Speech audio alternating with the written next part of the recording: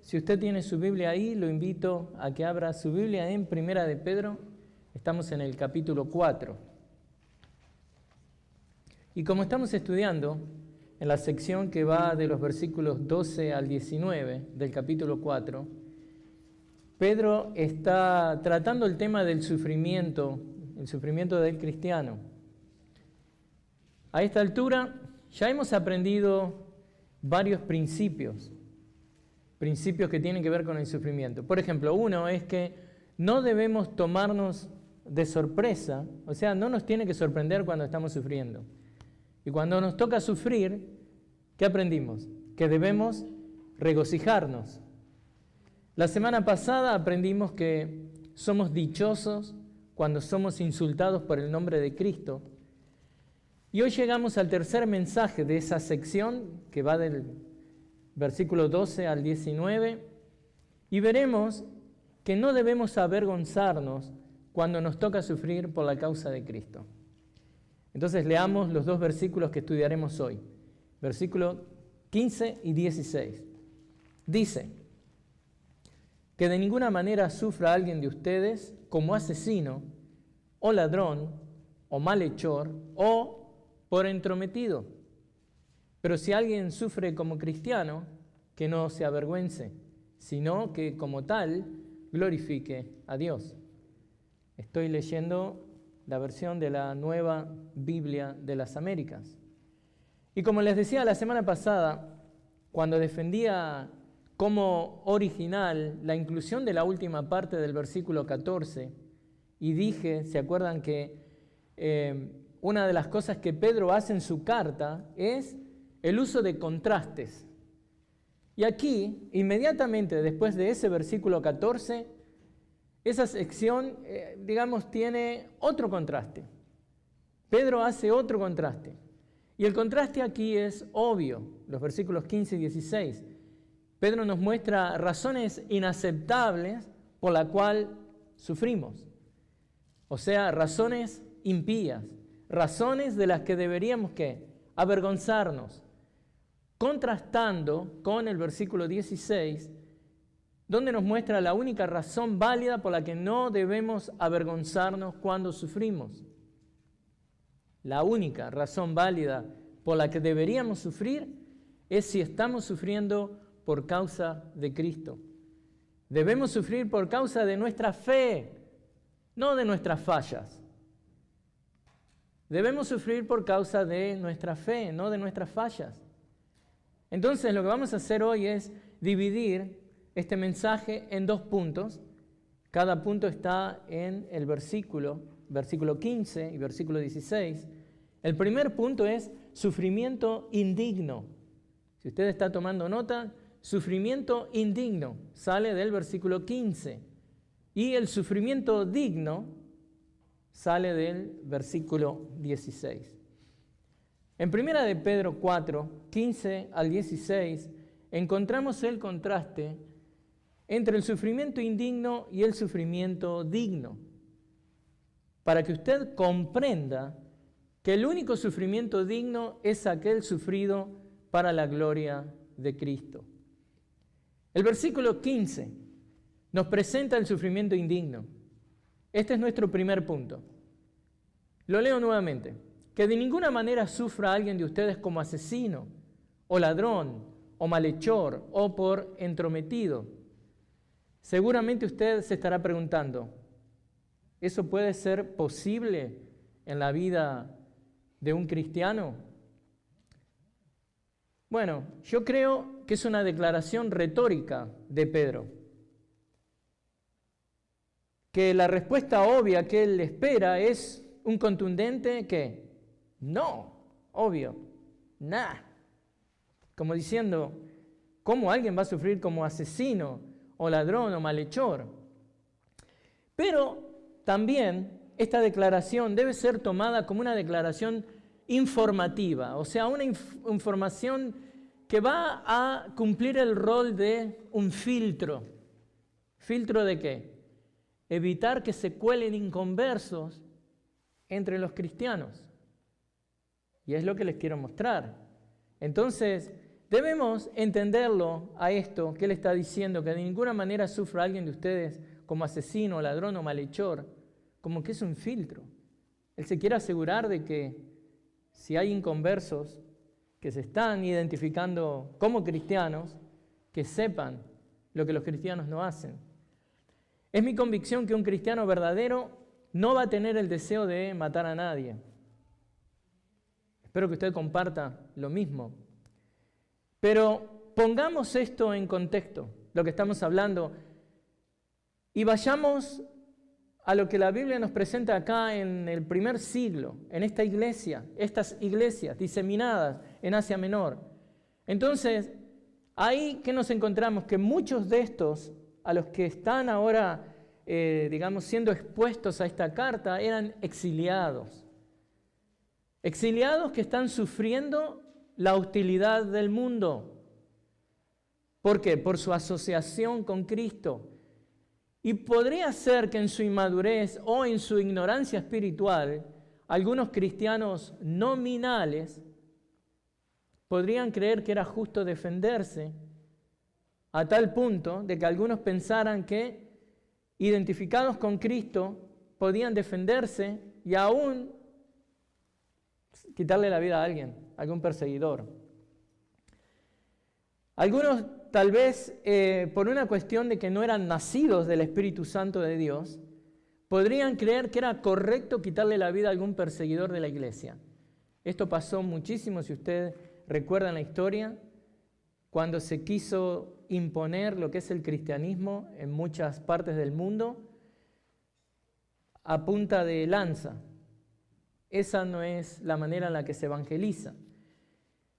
Y entonces también debemos considerar que tal vez algunos, desde la desesperación que les producía la situación en la que estaban, en vez de esperar en Dios, estaban tentados de tomar justicia con sus propias manos.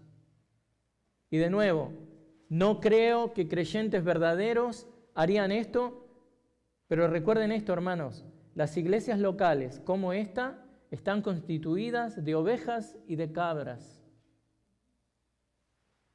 Están constituidas de cristianos que son nominales, que no han sido regenerados por el Espíritu Santo de Dios y que luego actúan mostrando los colores verdaderos. No ha habido una regeneración. Entonces, yo creo que es muy válida la amonestación apostólica que Pedro nos está brindando acá. No está de más. Es más, él lo está dando como una orden, que de ninguna manera ellos sean personas que están sufriendo como asesino o ladrón o malhechor. Pero, aparte, Pedro no está ajeno a los errores y los crímenes que alguien puede cometer motivado por el fervor. Este es otro punto que debemos considerar. El fervor enceguecido de alguien o el miedo enceguecedor, que enceguece a una persona al punto de llevarlo a matar a alguien. Miren esto. Pedro tuvo de compañero en el grupo de los 12, o sea, este era uno de los apóstoles, un hombre que era un celote, quien también se llamaba Simón. Esto está en Lucas 6:15. Este era un hombre de un pasado de violencia. Miren, los celotes eran un grupo judío que se oponía violentamente a la ocupación romana. En el momento de Cristo, Israel estaba siendo dominada, era parte de lo que era el Imperio Romano. Y muchos de estos celotes usaban una daga o un pequeño puñal que se lo escondían, lo tenían escondido discretamente, y cuando habían multitudes, lo que hacían era ir y atacaban y apuñalaban a alguien inmediatamente. Es más, a veces eran parte de los que gritaban horrorizados, miren lo que pasó. Y terminaban matando a muchos que se oponían a lo que ellos defendían, que era la independencia de Israel. Entonces usaban estas dagas que escondían y mataban a recaudadores de impuestos o a aquellos que colaboraban con el Imperio Romano. Este grupo de celotes era conocido como sicarius, que significa asesino, y de donde obtenemos la palabra sicario. Es de destacar que este celote, Santiago, ahora compartía en el mismo grupo de discípulos, en el mismo grupo de apóstoles, ahora compartía con Mateo, quien había sido un recaudador de impuestos. Fíjense, Cristo ahora trae juntos a dos personas, en este caso, este celote, Simón, hubiera sin Cristo querido matar a Mateo, pero ahora están ahí como parte del grupo de los 12. ¿Y quién lideraba ese grupo de los 12? ¿Quién veía todo esto? ¿Quién sabía que una persona podía llegar en su, digamos, fanatismo enceguecedor a cometer un crimen, aún en nombre de algo bueno? Pedro sabía eso. El mismo que está escribiendo la carta ahora. Por eso también dice, hermanos, que de ninguna manera sufra a alguien de ustedes como asesino o ladrón o malhechor. Entonces, esto tenemos que tenerlo en cuenta, hermanos. Pedro está diciendo esto, aún sabiendo que Cristo cambia a la gente, obviamente.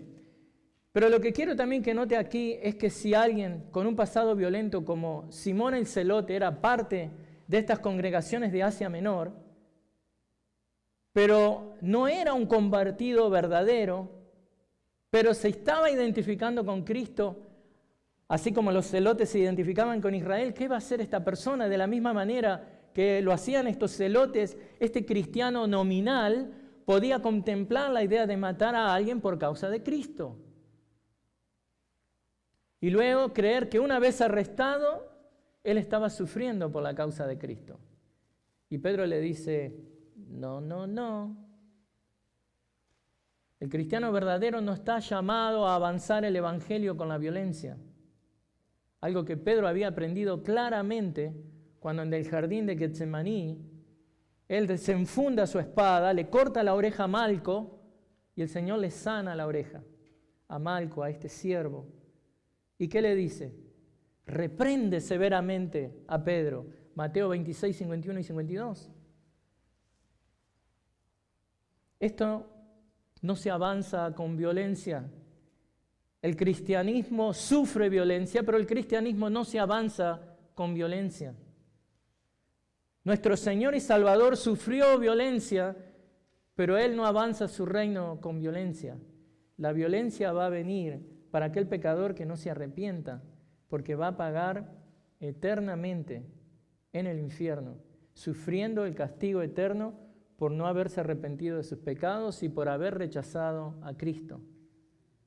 Al final de los tiempos es que se va a ver la violencia de Dios. Entonces, hermanos, si ustedes o amigos, alguno de ustedes que está escuchando esto y cree que el reino de Cristo necesita su violencia física, entonces todavía no ha entendido el llamado a una nueva vida en Cristo. Si usted está sufriendo como un asesino, ese es un sufrimiento indigno. Ese es un sufrimiento provocado por su falla, no por su fe. Entonces, convengamos que cuando somos nacidos del Espíritu de Dios, ¿qué nos decía Pedro anteriormente, en los versículos anteriores? Ese Espíritu reposa en nosotros para hacernos más parecido a Cristo. Y la única espada que Cristo usa es su palabra. Y es ese parecido a Cristo que nos lleva a ser insultados y a sufrir un sufrimiento que es digno. Pero quiero que consideren conmigo que hay otro aspecto de la amonestación y de la exhortación que Pedro está haciendo aquí que debemos considerar cuidadosamente. Y es que el apóstol también entiende que hay dimensiones espirituales para los pecados que está enlistando aquí. ¿A qué me refiero con eso? Por empezar, déjeme decirle que estos 4 pecados que enlista, asesino, ladrón, malhechor, entrometido, no es una lista exhaustiva. Pedro menciona solo 4 cosas aquí, pero el apóstol también considera las implicaciones espirituales que estos pecados muestran, ¿dónde? en su raíz. Y necesito que entienda eso. Quiero que tengamos eso en cuenta conforme vemos estas cosas que debemos evitar para no sufrir, digamos, indignamente. Pedro primero menciona que ningún cristiano debe sufrir como un asesino. Recuerden, estamos en el versículo 15, punto 1, sufrimiento indigno. Abstenerse de asesinar a alguien, ¿saben qué? Y preste atención a esto. También incluye que no estemos mostrando ira o resentimiento hacia alguien. Porque en la economía de Dios, el tener resentimiento e ira hacia alguien equivale a ser un asesino. No, pero me hizo tanto mal que usted porque no sabe. Bueno, así si no sepa los detalles, lo único que sé que usted está llamado a perdonar porque usted ha sido perdonado.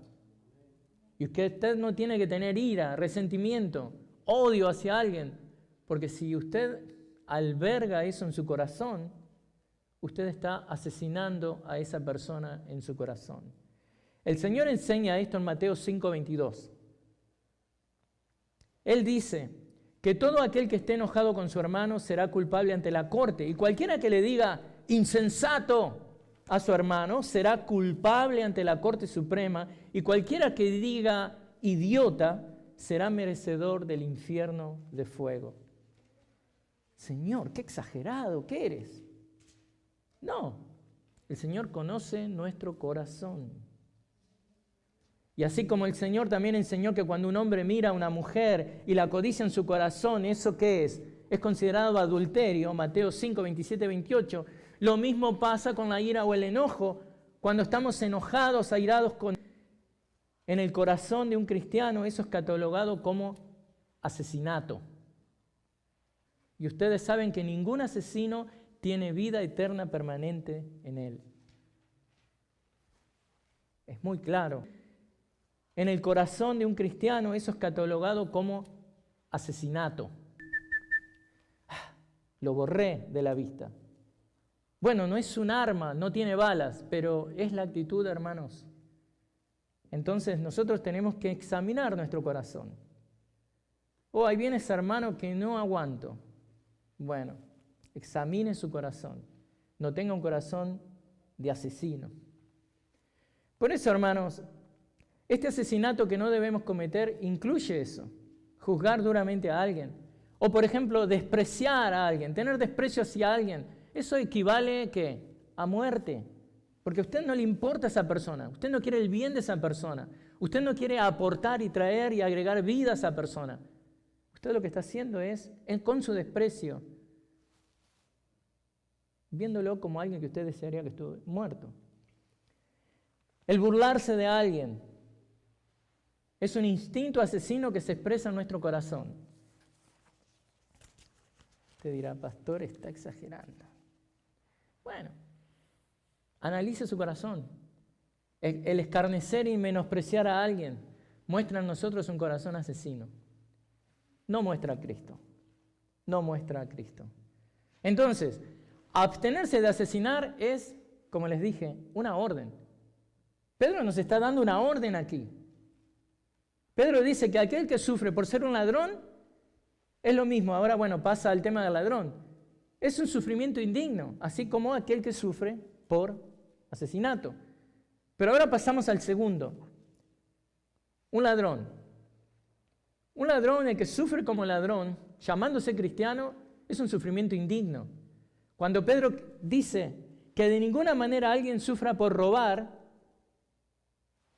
vamos un poco más profundo, nuevamente. Vamos a la economía divina. ¿Qué más incluye eso? No, mire, pastor, nunca le saqué la cartera a nadie en la iglesia. Bueno, y afuera tampoco, pastor, la verdad. Pero escuchemos esto. No sufra como ladrón también incluye la envidia. Usted quisiera tener algo que alguien tiene y usted quisiera quitarle eso que alguien tiene. Y usted lo quiere para usted. Usted no disfruta que el otro lo tiene. ¿Sabe qué es eso? Robar. Cuando usted codicia, si pudiera tener esto, Eso me haría feliz. Simplemente tenerlo le aportaría a mi vida lo que necesito. ¿Sabe qué es eso? Cuando Dios no se lo está dando y usted lo quiere de tal manera que lo codicia y vive para eso. Voy a trabajar todo el tiempo que sea porque quiero eso. Codicia. Entonces, ¿qué es? Usted en un sentido está robándole a Dios cosas que Dios no le quiere dar y usted dice, no, sí, yo me lo merezco. Y codicia cosas. Robar también incluye esto, hermanos. No pagar las deudas que una persona contrae. ¿Usted prestó dinero o pidió prestado dinero? Ya me salió en colombiano ahí. Si usted pidió prestado dinero o prestó dinero, en colombiano, también lo mismo, ¿qué tiene que hacer? Páguelo. Páguelo. Si usted no ha pagado lo que usted pidió prestado, usted está robando. Y no importa cuánto tiempo pasó. Pague lo que debe. No, pero es una compañía que tiene miles de millones, nadan en billones de dólares. Usted sacó una tarjeta de crédito, usted gastó, usted debe, usted tiene que pagar. Eso glorifica a Dios. Porque si no lo hace, me mandaron a colección. ¿Por qué? Estos sufrimientos que tengo. No, eso es un sufrimiento indigno porque usted está robando. Pague sus deudas. Ahora, hay otro, el despilfarro de las riquezas. Cuando usted despilfarra lo que no tiene, ¿sabe qué está haciendo? Dígalo, robando. Entonces, nada de esto, hermanos, trae sufrimientos que son sufrimientos dignos. Estos son sufrimientos indignos. Entonces, en tercer lugar, Pedro menciona que el cristiano no debe sufrir también como malhechor. Estamos viendo el versículo 15. Malhechor, dice. Y bueno, aquí se refiere a alguien que se involucra en prácticas y actividades malvadas. No hay mucho ahí para ver. Así que asesinar, robar y practicar el mal son tres actividades criminales que lo traen a usted a un punto de sufrir indignamente, pero también lo trae a usted a un punto donde usted es una afrenta al nombre de Cristo. Y bueno, el apóstol ya les ha pedido a los creyentes a que no se involucren en actividades malvadas, que no se involucren en nada que pueda deshonrar a Cristo. Recuerdan, en el 2:20 dijo esto. Él dijo, escribiendo, pues, ¿qué mérito hay si cuando ustedes pecan y son tratados con severidad lo soportan con paciencia? Pero si cuando hacen lo bueno sufren por ello y lo soportan con paciencia, esto haya gracia con Dios. Y a veces nosotros nos decimos a nosotros mismos que estamos sufriendo por Dios y la verdad es que estamos sufriendo las consecuencias de nuestras malas decisiones o a veces pecado que cometemos. O sea, el apóstol sabe que los creyentes necesitan adoptar una actitud que les ayude a no ser innecesariamente, digamos, personas que están sufriendo, pero a su vez también, ¿saben qué? Cada una de estas cosas que nombró, si uno las hace, uno se convierte en un enemigo de la sociedad. Y Pedro le está diciendo, no hagan cosas que innecesariamente los ponen de que van a ser odiados por sus vecinos, por una sociedad que ustedes tienen que estar impactando con el Evangelio de Cristo, impactando con una vida transformada. Sufrir por Cristo no avergüenza, pero el cristiano debe saber diferenciar entre el sufrimiento digno, aquel que dignifica a Cristo, aquel que dignifica al creyente, debe estar contrastado y diferenciado del sufrimiento indigno, aquel que castiga al creyente por algo que merece sin ayudarle a avanzar en su santificación personal. Y es lógico, hermanos, a nadie le gusta sufrir, pero si Dios así lo permite, ¿qué estamos aprendiendo también? Que no debemos sufrir de esta manera indigna, sino que debemos sufrir de una manera que honre a Dios, no de una manera indigna que lo deshonre. Y esto que les acabo de decir, Pedro ya lo dijo en el versículo 3:17, pues es mejor padecer por hacer el bien, si así es la voluntad de Dios, que por hacer el mal. Entonces, ¿Qué es lo que estamos viendo hasta ahora en este catálogo de crímenes? Pedro nombró 2 actividades criminales condenadas no solamente por Dios, sino por la sociedad pagana. Esto es, ¿qué? Asesinato y robo.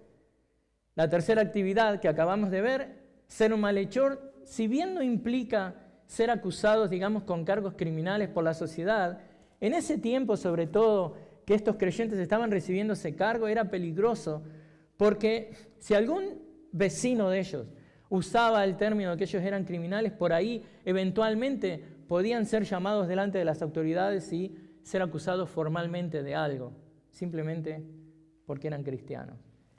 Pero bueno, ahora Pedro introduce la última actividad de este catálogo criminal, y es acá cuando yo les decía que fue una de las áreas donde el Señor más ha trabajado con mi vida y más me ha cambiado. Así que soy un mal ejemplo, ¿ok? Pero por favor no se burlen de mí después del servicio, ¿no? Pero miren lo que dice Pedro, que de ninguna manera alguien sufra por entrometido. Y la verdad, hermanos, que mis primeros pasos en el Evangelio eran súper entrometidos. Así que esto me da en la cabeza a mí. Ahora, ¿a qué se refiere Pedro aquí? Pareciera que es un salto muy grande, ¿no? Porque acaba de hablar de asesinato, de robo, de hacer maldades. Y ahora hablar de ser entrometido parece como que hay una diferencia muy grande, pero no. La pregunta es, para entenderlo un poco más, es ¿por qué alguien acusaría a algún cristiano de ser entrometido? Y es acá cuando tenemos que prestar atención. Y no sigan el mal ejemplo de su pastor cuando era un creyente recién convertido, ¿ok? Pensemos un poco en la palabra que está usando Pedro. Es una palabra compuesta que aparece por única vez en la Biblia.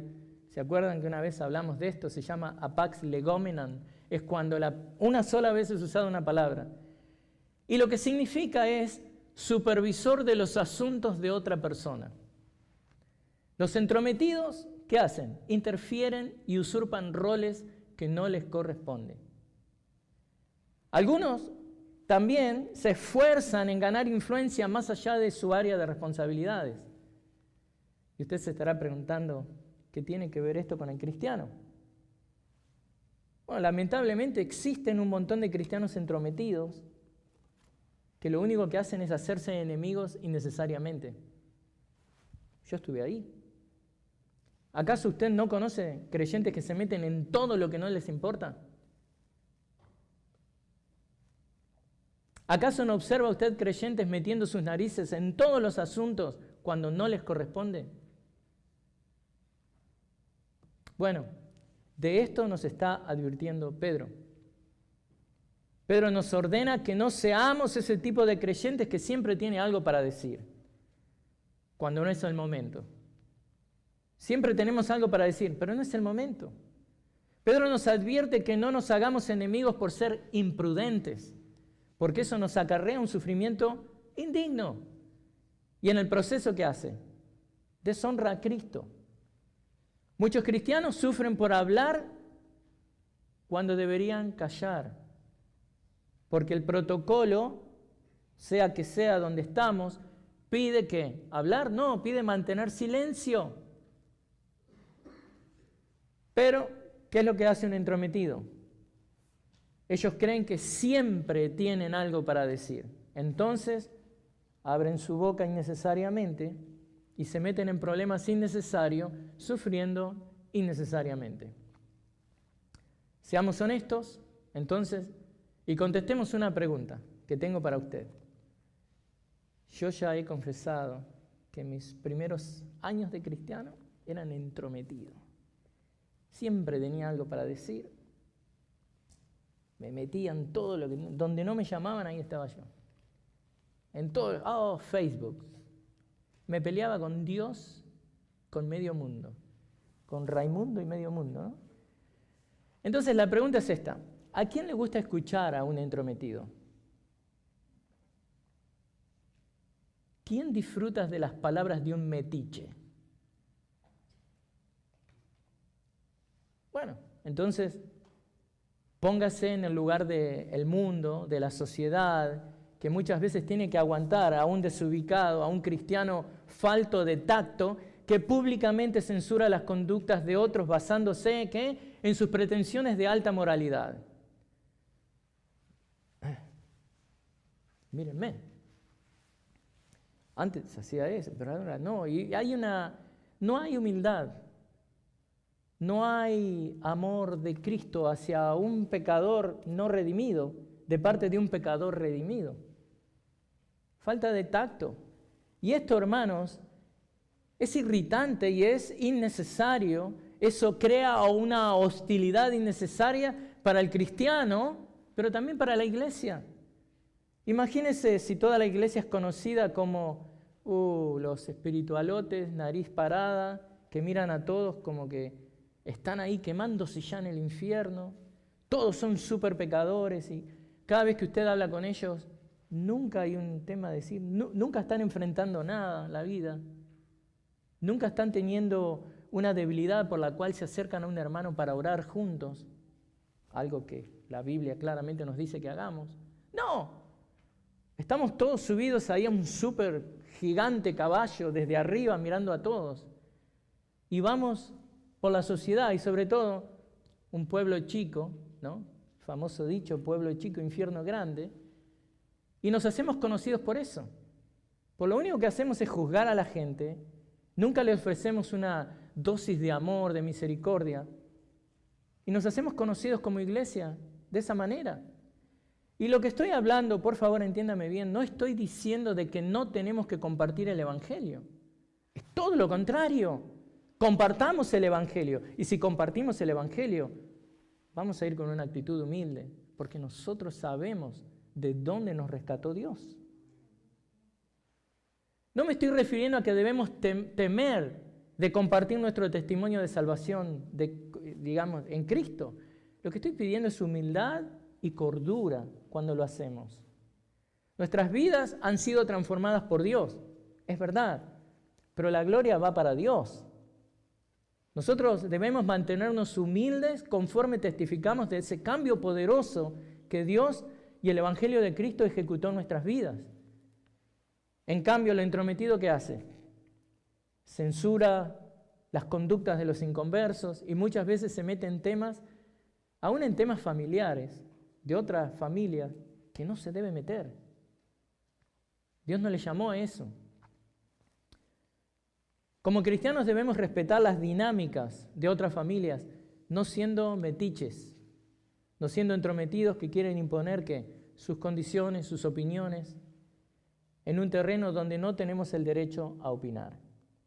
Entonces, no irritemos innecesariamente al mundo. Sufrir por Cristo no avergüenza, pero sufrir por ser entrometidos es un sufrimiento indigno que deshonra a Cristo y desprestigia a la iglesia.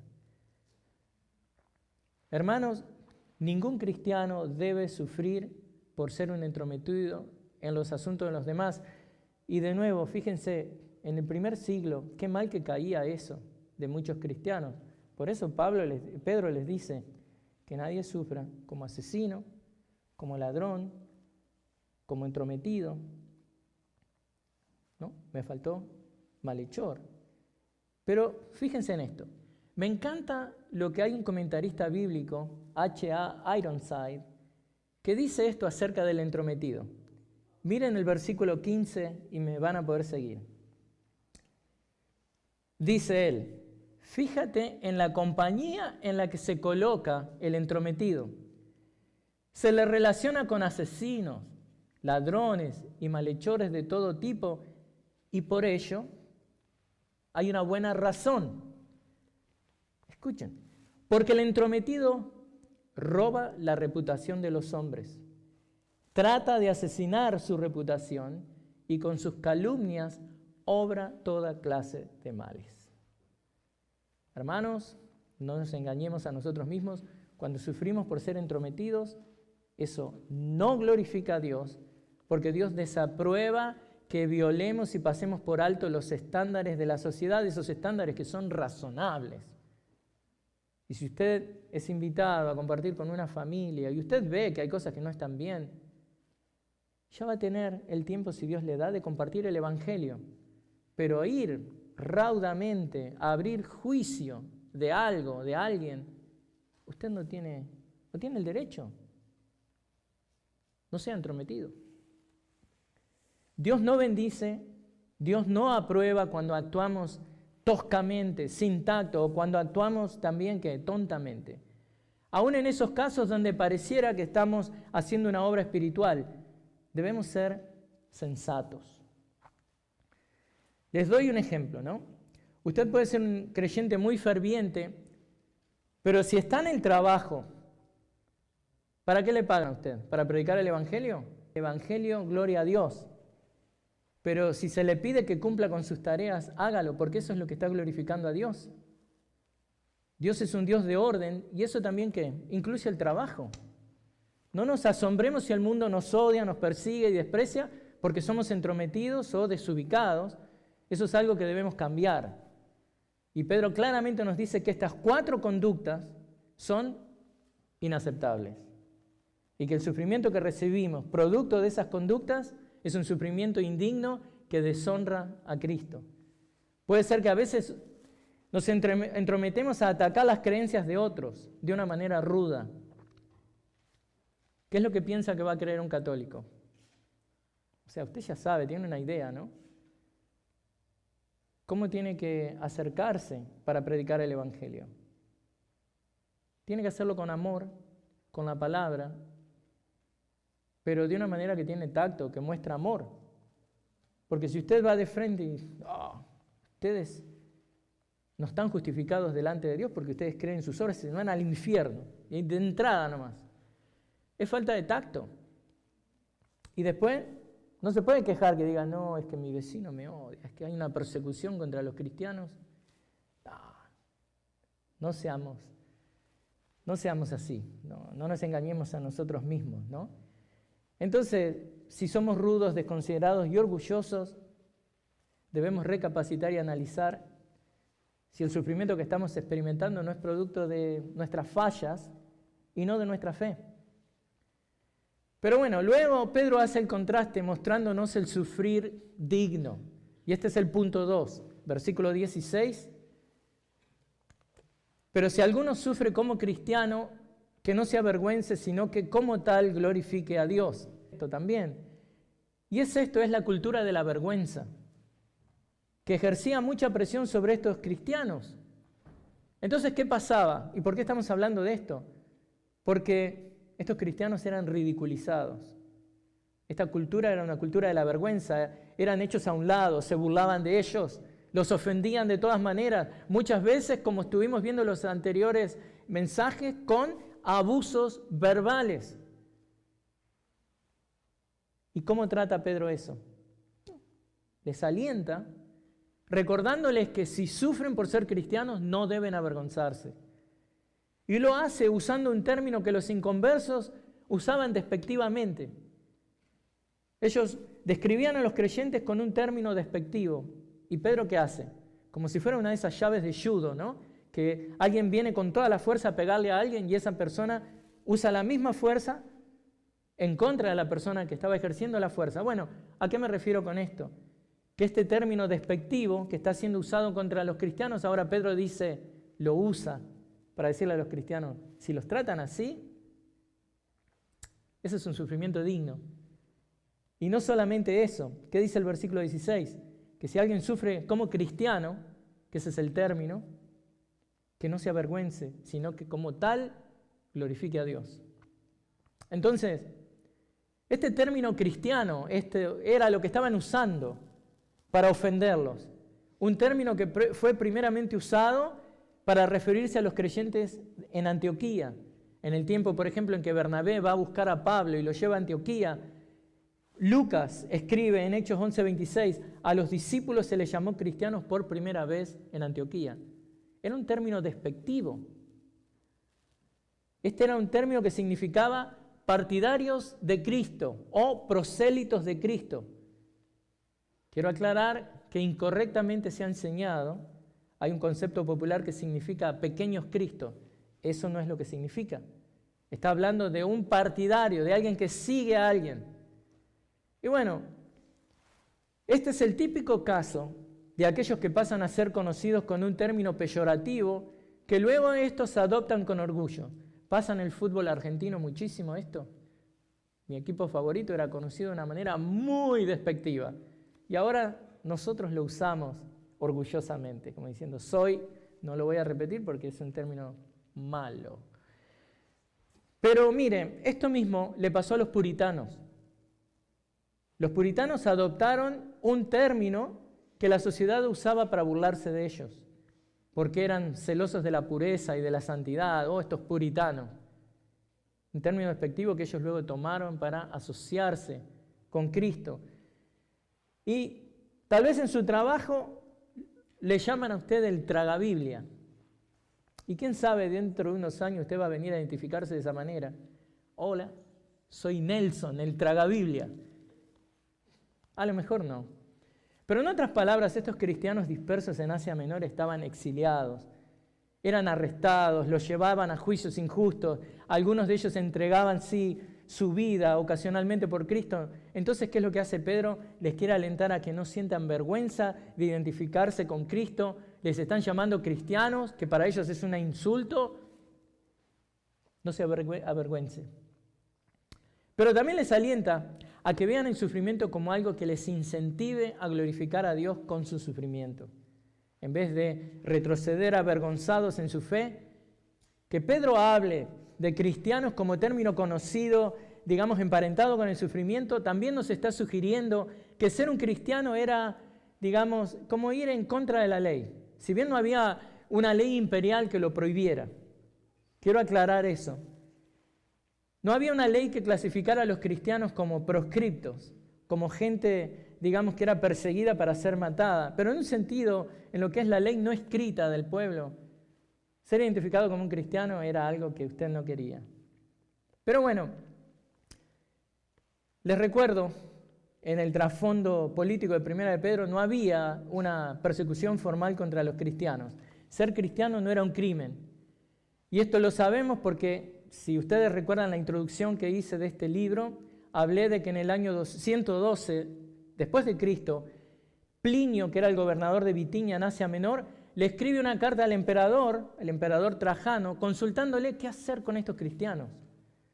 Y Plinio escribe: yo no había jamás asistido a un juicio contra los cristianos, por tanto no sé en qué consiste la información que se debe hacer en contra de ellos, ni sobre qué base condenarlos, como tampoco sé de las diversas penas a las cuales se les debe someter. Entonces, el punto es que no había una orden contra ellos, pero el uso de este término, cristianos, era un uso que la intención del mundo era avergonzar, humillar y en un sentido hacerles sentir el odio que ellos tenían, el desprecio por ellos. Y Pedro les dice, no se preocupen, ese es un sufrimiento digno. Si alguien sufre como cristiano, que no se avergüence, sino que como tal glorifique a Dios. Entonces, hermanos, aquí en el versículo 4:16, Pedro les está mostrando a los creyentes y a nosotros que el que sufre por Cristo no se avergüenza.